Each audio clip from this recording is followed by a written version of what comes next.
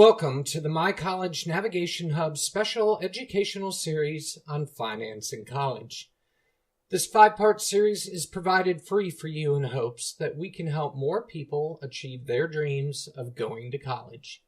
Be sure to check out our blog and the other benefits in our free resource section, and know that there's a whole lot more available to you should you decide to join and become a member, giving you full access to the premium resource section. From information and worksheets on a wide variety of topics to a community forum where you can engage with other users experiencing the same journey, or access to our premium members-only podcasts. My College Navigation Hub is here to help you and your student achieve the dream of attending college. We finally made it to the final piece in our series. Today, we are going to dig into the process of filling out the FAFSA. It can seem daunting, but it doesn't have to be. Let's dig in. The free application for federal student aid, more commonly known as the FAFSA, is available each year beginning on October 1st. Filling out the FAFSA is required to access any of the billions of dollars that get handed out each year in college grants, loans, and work-study awards. It's important to pay close attention to various deadlines and submit the form as early as possible. This is not a time to procrastinate.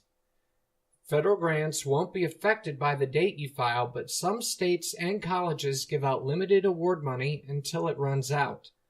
You'll want to be aware of priority deadlines on college websites, as well as those for state and individual agency programs. You don't necessarily have to fill it out immediately on October 1st, but you will want to make sure that you get it done in the month of October. Every student who is considering college next year should fill out the FAFSA. Even if you don't think you'll qualify for federal grants because your family earns too much money, most states and many colleges also use the form to award grants and scholarships. It's also required to take out any federal student loans, which are cheaper and safer than private market loans. Remember, the FAFSA is not a one-time thing. You must complete a FAFSA form for each year you are in school. You will want to begin by gathering a few things before you sit down at your computer. Your Social Security number or your alien registration number if you are not a U.S. citizen. Your federal income tax returns, W-2s, and other records of money earned, bank statements and records of investments, and records of untaxed income. If you are a dependent student, then you will also need most of the above information for your parents. The U.S. Department of Education has provided the following 8 steps to filling out the FAFSA. We will review them here. Number 1, create an account, otherwise known as an FSA ID. An FSA ID is a username and password you will need to sign the FAFSA form online. It takes about 10 minutes to create an FSA ID. If this will be your first time filling out the FAFSA form, you'll be able to use your FSA ID right away to sign and submit your FAFSA form online. You can get your FSA ID here. If you're a dependent student, you'll report your and your parents' information. If you're an independent student, you'll report your own information, and if you're married, your spouse's. Parents, if your child is a dependent, you will also need to create your own FSA ID in order to sign your child's FAFSA form online. Parents are able to use their FSA IDs right away. Important. Some of the most common FAFSA errors occur when the student and parent mix up their FSA IDs. If you don't want your financial aid to be delayed, it's extremely important that each parent and each student create his or her own FSA ID and that they do not share it with anyone, even each other. Number 2, start the FAFSA form at FAFSA.gov. That's FAFSA.gov. The FAFSA becomes available each year on October 1st. Even if your state and school deadlines aren't for a while, You should complete the FAFSA form as soon as possible because some states and schools run out of financial aid early and have limited funds for financial aid. Don't wait until the last minute to apply. Go to FAFSA.gov and click on the button labeled Start the FAFSA. Here's another tip. It is recommended that the student start the FAFSA form as it makes the application process much easier. If you are the student, simply click Enter the student's FSA ID. Then enter your FSA ID username and password and click Next. If you are the parent, click Enter the student's information. Then provide the student's name, social security number, and date of birth, and click Next. Here's another tip. If you are given the option to complete a renewal FAFSA form, choose that option. When you choose to renew your FAFSA form, your demographic information from the previous year will roll over into your new application, saving you a good amount of time. Now, create a save key. Unlike the FSA ID, the save key is meant to be shared. A save key is a temporary password that allows you and your parents to pass the FAFSA form back and forth. It also allows you to save the FAFSA form and return to it later. This is especially helpful if you or your parent are not in the same place. Number 3, fill out the student demographics section. This is information such as your name, date of birth, etc. If you have completed the FAFSA form in the past, or if you log into the FAFSA form with your FSA ID, a lot of your personal information will be pre-populated to save you time. Make sure you enter your personal information exactly as it appears on your Social Security card. That's right, that means no nicknames. Parents, remember that the FAFSA form is the student's application and not yours. When the FAFSA form says you or your, it's referring to the student. Pay attention to whether you're being asked for student or parent information.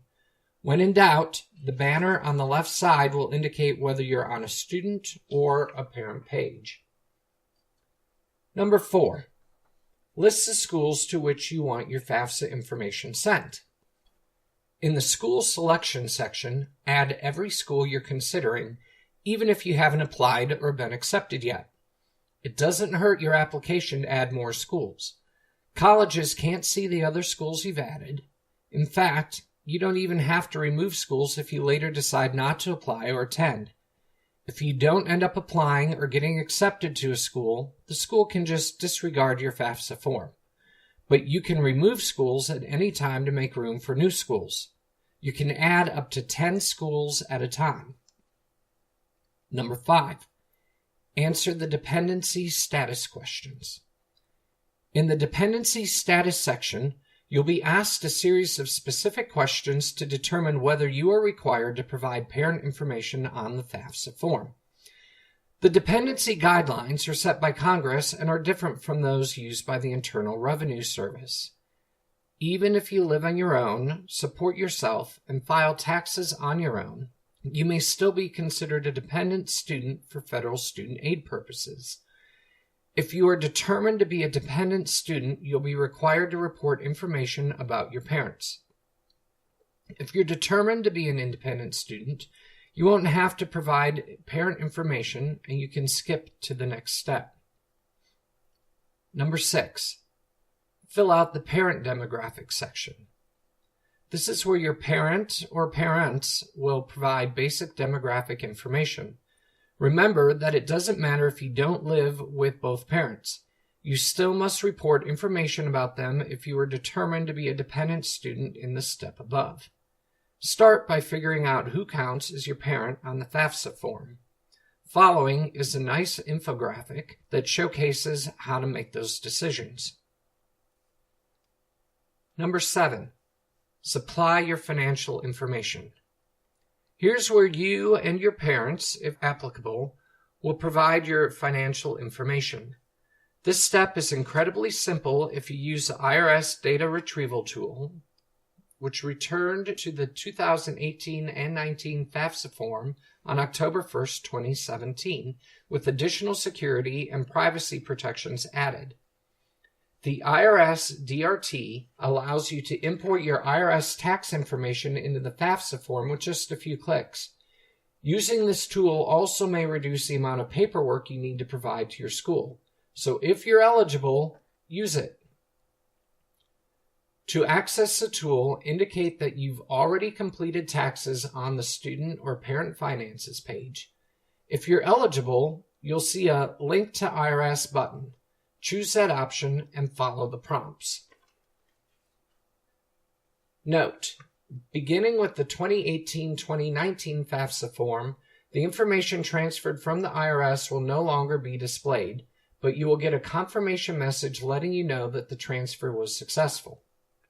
You'll also know which items have been transferred from the IRS because you'll see "transferred from the IRS" in place of the answer fields. Please make sure to answer all other questions. Number 8. Sign and submit your FAFSA form. You're not finished with the FAFSA form until you and your parent, if you're a dependent student, sign it. The quickest and easiest way to sign your FAFSA form is online with your FSA ID. Note: if you, the student, logged into the FAFSA form with your FSA ID, you won't need to provide it again on this page. But if you're a dependent student, your parent will still need to sign before you can completely submit. Here are a few sign and submit tips. If you or your parent forgot your FSA ID, you can retrieve the FSA ID. Make sure you and your parent don't mix up your FSA IDs. This is one of the most common errors that we see, and why it's extremely important for each person to create his or her own FSA ID and not share it with anyone. Make sure the parent who is using his or her FSA ID to sign the FAFSA form chooses the right parent number from the drop-down menu. If your parent doesn't remember whether he or she was listed as Parent 1 or Parent 2, he or she can go back to the Parent Demographics section to check. If you have siblings, your parent can use the same FSA ID to sign FAFSA forms for all of his or her children. Your parent can also transfer his or her information into your sibling's application by choosing the option provided on the FAFSA confirmation page. We recommend signing the FAFSA form with an FSA ID because it's the fastest way to get your FAFSA form processed. However, if you and or your parent are unable to sign the FAFSA form electronically with an FSA ID, you can mail in a signature page. From the Sign and Submit page, select Other Options to sign and submit, and then choose Print a Signature page. Just keep in mind that your FAFSA form will take longer to process if you go this route. Remember, if you need more specific answers, you can always call the financial aid offices at the colleges you're interested in and ask for help. The application can definitely seem long and a few questions are tricky, but many of those questions don't apply to a majority of the applicants, so your family may be able to skip over them. There's no need to get overwhelmed with the process. Simply take it one step at a time with a little patience, and before you know it, you will have it complete. We've talked about the costs and how to save, the ins and outs of financial aid and scholarships, and now finally we've covered the process of filling out the FAFSA. We hope this financial series from My College Navigation Hub has been beneficial in enhancing your reality of going to college. Be sure to check out the rest of the site for so many more important resources. And know you can always schedule time with one of our advisors if you have additional questions. Thanks for joining us, and the best to you as you achieve your dream of attending college.